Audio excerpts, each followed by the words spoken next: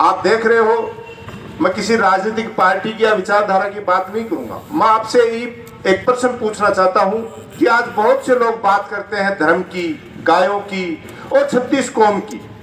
हम तो पहले से ही तेजा जी के वंशज हैं, जो आज से 1000 साल पहले, 900 साल पहले लाछा गुजरी की गायों को बचाने के लिए अपने प्राणों की आहुति दे दी थी।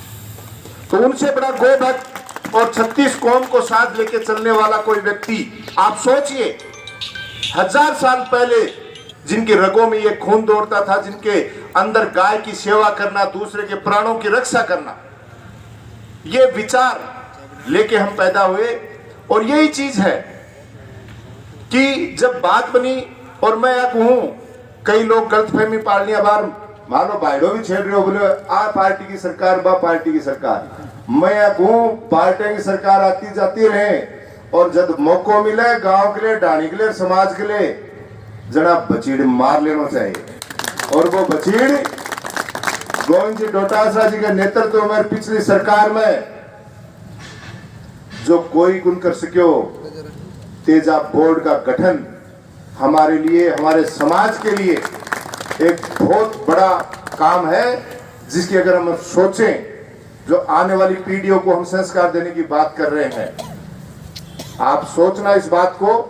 लेकिन मैं तेजा सेना के सभी पदाधिकारियों से एक निवेदन करना चाहता हूं, क्योंकि छात्र राजनीति के जरिए और समाज की भी सेवा करके, क्योंकि 10 साल पूरे राजस्थान युवा जाट महासभा का भी अध्यक्ष रहने का मुझे मौका मिला, और पूरे राजस्थान में जाट समाज की विभिन्न प्रकार की कुरीतियां जो है उनमें जाने का, उनमें बैठने का, लोगों से मिलने जुलने का अवसर मिला हुआ है। हमारा उद्देश्य वो स्वच्छ और निर्मल होना चाहिए, क्योंकि हमारे बुजुर्गों ने जो हमें संस्कार दिए हैं, वो दूसरे की रक्षा करना हमारे खून में है।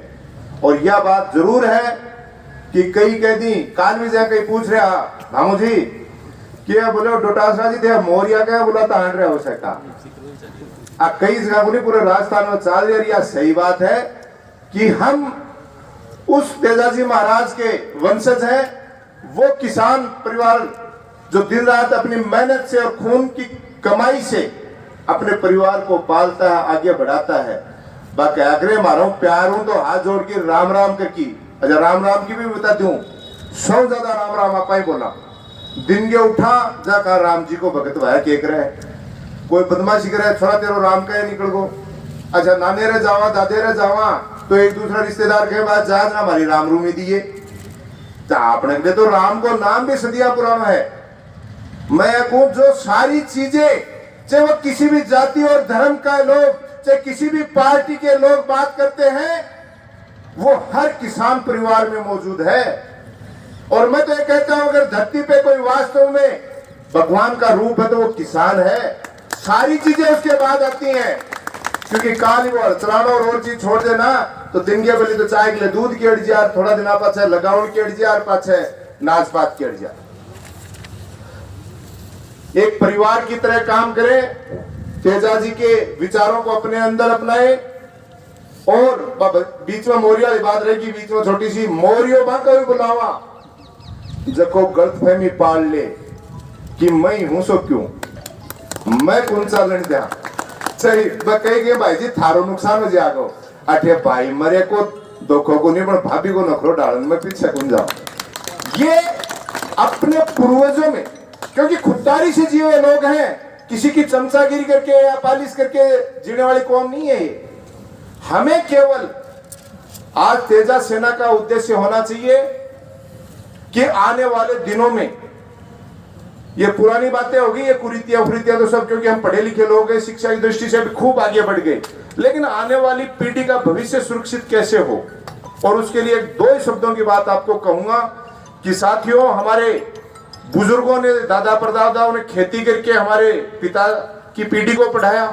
उन्होंने पढ़ के कोई फौज में गया, कोई पुलिस में गया, कोई मास्टर लगा, और आर्थिक दृष्टि से हमें सक्षम किया, हमें अच्छी स्कूलों में पढ़ाया।